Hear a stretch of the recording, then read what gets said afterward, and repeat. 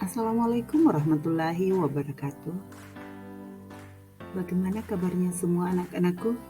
Semoga kalian semua dalam keadaan sehat walafiat.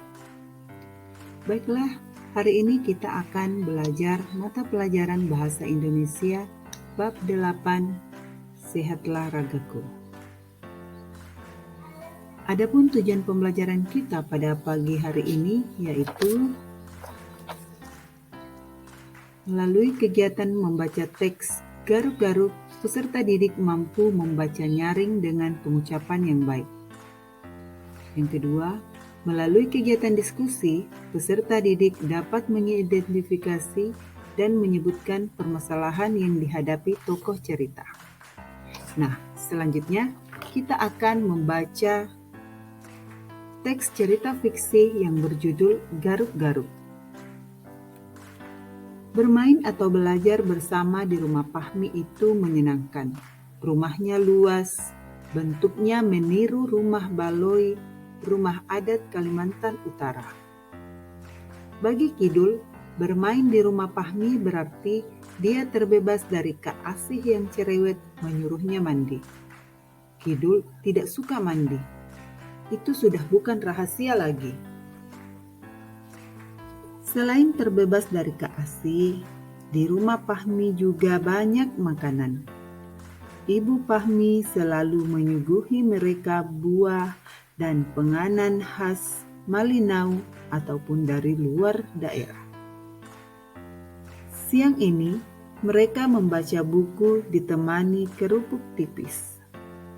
Kata Fahmi, kerupuk ini disebut rempeyek dan makhluk kecil-kecil di atasnya itu adalah rebon, atau disebut juga udang papai.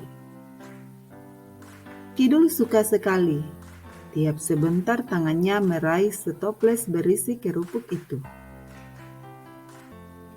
Dul, aku lihat tanganmu lebih sering memegang rempeyek daripada membalik halaman buku, goda Sagoy. Kidul hanya meringis. Tangan kanannya memegang rempeyek, tangan kirinya menggaruk tangan kanan. Habis itu, rempeyek pindah ke tangan kiri, tangan kanan menggaruk tangan kiri. Kedua tangannya terlihat memerah. Aduh, banyak nyamuk, seru Kidul.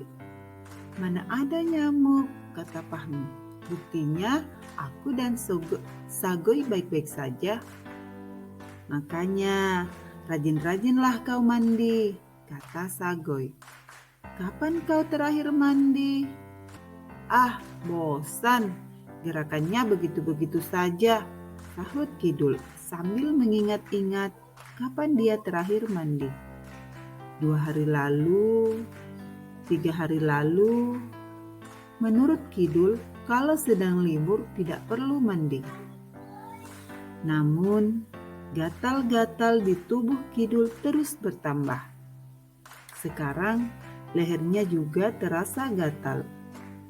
Tangannya kini malah lebih sering menggaruk daripada memegang rempeyek. Karena Sagoy dan Fahmi makin sering meledeknya, Kidul memutuskan untuk pulang saja. Ibu Fahmi membungkuskan rempeyek untuk dibawanya pulang. Kidul tersenyum lebar menyambut bungkusan itu. Begitu tiba di rumah, Kidul cepat-cepat masuk kamar supaya Kak Asih tidak melihatnya. Apa daya, gatalnya tidak kunjung hilang. Makin digaruk makin gatal. Tidak tahan, Kidul mengadu kepada ibu. Ibu dan Kak Asih terkejut melihat tangan Kidul yang lecet-lecet. Sebelum Kak Asih bersuara, ibu sudah berkata tegas, "Kita harus ke dokter." Dokter Tuti yang memeriksa Kidul menyapa dengan ramah. Ini sepertinya alergi. Tadi makan siangnya pakai apa? Telur, udang. Tiba-tiba Kidul teringat makhluk kecil di atas rempeyek. itulah penyebabnya. Jadi bukan karena tidak mandi? Tanya Kidul gembira. Dokter Tuti tertawa. Memang gatalmu ini karena alergi terhadap udang papai. Namun, bukan berarti tidak mandi itu bagus. Lecet-lecetmu ini bisa menjadi infeksi parah karena kuman-kuman yang ada di kulit. Kita mandi supaya tubuh kita bersih, bebas dari kuman. Aduh, ternyata Kidul tetap harus mandi. Mungkin dia harus memikirkan cara mandi yang berbeda supaya tidak membosankan.